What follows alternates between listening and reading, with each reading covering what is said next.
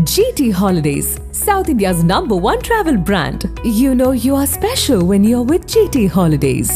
பழைய நகையை கொடுத்து வைட் 11 மந்த்ஸ்ல அதே அடைக்கு புது நகையை எடுத்துக்கோங்க. எக்ஸ்ட்ராவா ₹1 தர வேண்டாம். Magic old gold exchange.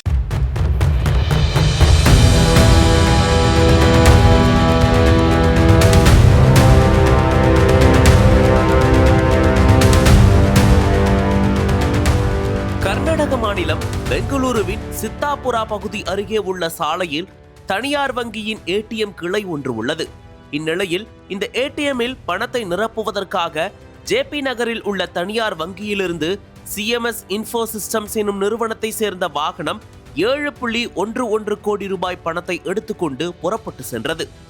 இந்த வாகனத்தில் ஓட்டுநர் வினோத்குமார், கேஷ் லோடிங் ஸ்டாஃப் மற்றும் 2 ஆயுதம் ஏந்திய பாதுகாவலர்கள் உட்பட 4 பேர் இருந்துள்ளனர். அப்போது பணம் ஏற்றிக் கொண்டு சென்ற வண்டியை திடீரென கவர்மெண்ட் ஆஃப் இந்தியா என்று ஸ்டிக்கர் ஒட்டிய கார் ஒன்று வழிமறித்துள்ளது. அந்த காரில் இருந்து டிப் டாப்பாக இறங்கிய மர்ம நபர்கள் தங்களை இந்திய ரிசர்வ் வங்கி அதிகாரிகள் என்று அடையாளப்படுத்திக் கொண்டுள்ளனர். மேலும் இவ்வளவு பணத்தை எடுத்து செல்கிறீர்கள், அதன் ஆவணத்தை சரிபார்க்க வேண்டும் என்று கேஷ் லோடிங் ஸ்டாஃபிடம் கேட்டுள்ளனர்.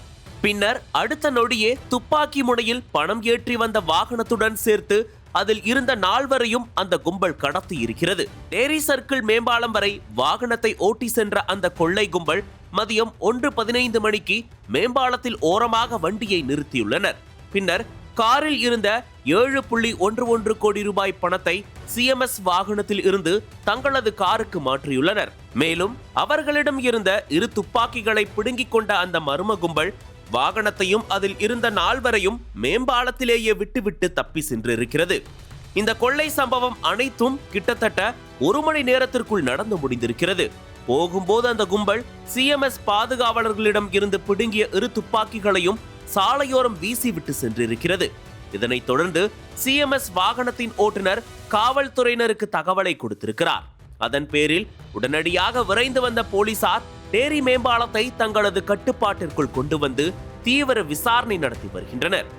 இதனிடையே சிஎம்எஸ் வாகனத்தில் இருந்த 2 பாதுகாவலர்களிடமும் துப்பாக்கிகள் இருந்திருக்கின்றன. ஆனால் அவர்கள் அதனை பயன்படுத்தாமல் கொள்ளையர்களின் கட்டுப்பாட்டில் சென்றிருக்கின்றனர். அதே சமயம் வாகனத்தின் ஓட்டுநர் உடனடியாக தகவலை தெரிவிக்காமல் சம்பவம் நடந்த 1 மணி நேரம் கழித்தே இந்த தகவலை போலீசாருக்கு கூறியிருக்கிறார். இது காவல்துறையினருக்கு பெரும் சந்தேகத்தை ஏற்படுத்தி இருக்கிறது.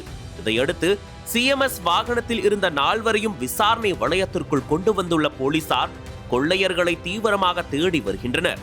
கொள்ளையர்கள் பயன்படுத்திய வாகனங்களை குறிவைத்து பல இடங்களில் சோதனை சாவடிகள் அமைக்கப்பட்டுள்ளன. பெங்களூரு நகரம் முழுவதும் தீவிர தேடுதல் வேட்டையை தொடங்கியுள்ள நிலையில் கொள்ளையர்களை விரைவில் கைது செய்வோம் என்று கர்நாடக அரசு தெரிவித்துள்ளது. சினிமாவை மிஞ்சும் அளவுக்கு பட்ட பகலில் ஏடிஎம் வாகனத்தை தடுத்து ₹7 கோடி பணத்தை கொள்ளையடித்த சம்பவம் கர்நாடக மாநிலத்தில் பெரும் அதிர்ச்சியையும் பரபரப்பையும் ஏற்படுத்தியிருக்கிறது.